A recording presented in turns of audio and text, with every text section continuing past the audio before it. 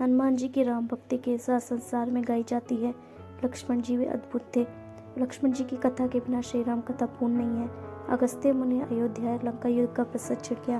भगवान श्री राम ने बताया कि उन्होंने कैसे रावण और कुंभकर्ण जैसे प्रचंड वीरों का वध किया और लक्ष्मण ने भी इंद्रजीत और अधिकाय जैसे शक्तिशाली असुरों को मारा।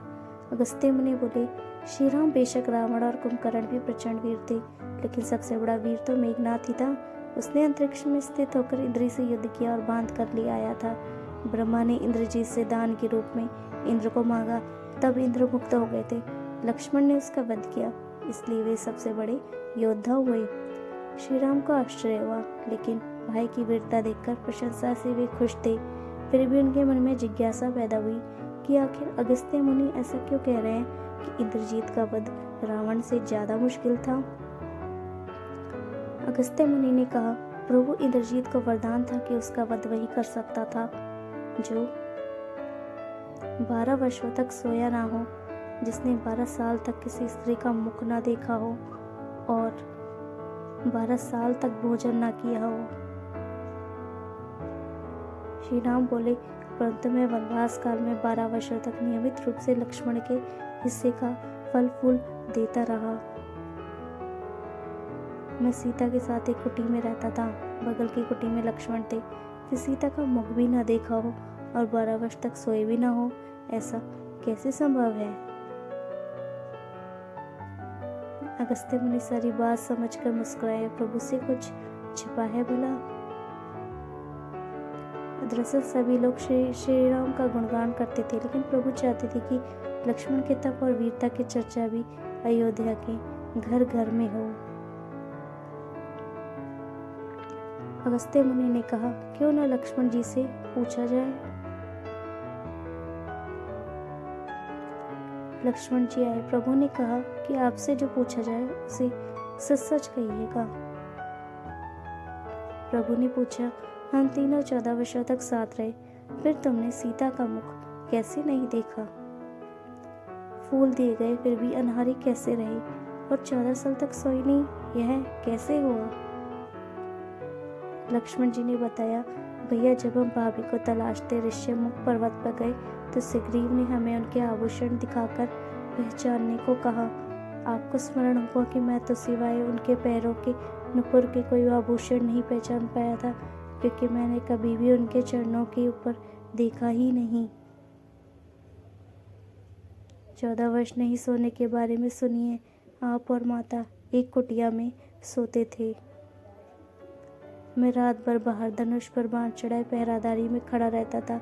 निद्रा ने मेरी आंखों पर कब्जा करने की कोशिश की तो मैंने निद्रा को अपने बाणों से भेद दिया था।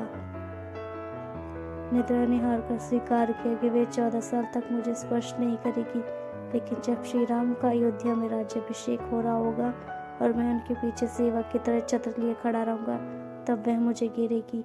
आपको याद होगा, राज्याभिषेक के समय मेरे हाथ से छत्र गिर गया था।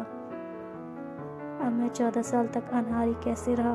मैं जो फल फूल लाता था आप उसके 3 भाग करते थे। एक भाग देकर आप मुझसे कहते थे कि लक्ष्मण फल रख लो। आपने कभी फल खाने को नहीं कहा, फिर बिना आपकी आज्ञा के मैं उसे कैसे खाता।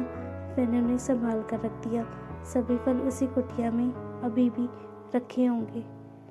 प्रभु के आदेश पर लक्ष्मण जी चित्रकूट की कुटिया में से वे सारे फलों की टोकरी लेकर आया और दरबार में रख दिया। फलों की गिनती हुई तो 7 दिन के हिस्से के फल नहीं थे। प्रभु ने कहा, इसका अर्थ है कि तुमने 7 दिन से आहार तो लिया था।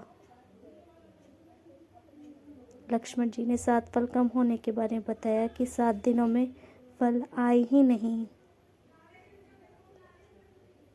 जिस दिन हमें पिताश्री के स्वर्गवासी होने की सूचना मिली, हम निराहारी रहे। दूसरे दिन, जिस दिन रावण ने माता का हरण किया, उस दिन फल लाने कौन जाता। तीसरा, जिस दिन समुद्र की साधना कर आप उससे राह मांग रहे थे। चौथे दिन, जिस दिन आप इंद्रजीत के नागपाश में बंधकर दिन भर अचेत रहे। 5वां दिन, जिस दिन इंद्रजीत ने मायावी सीता को काटा था और हम शोक में रहे। छठा दिन जिस दिन रावण ने मुझे शक्ति मारी, और सातवां दिन जिस दिन आपने रावण वध किया। इन दिनों में हमें भोजन की सिद्ध कहाँ थी।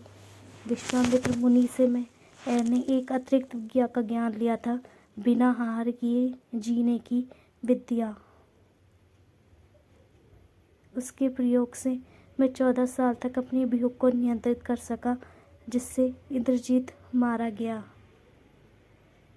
भगवान श्री राम ने लक्ष्मण जी की तपस्या के बारे में सुनकर उन्हें हृदय से गले लगा लिया।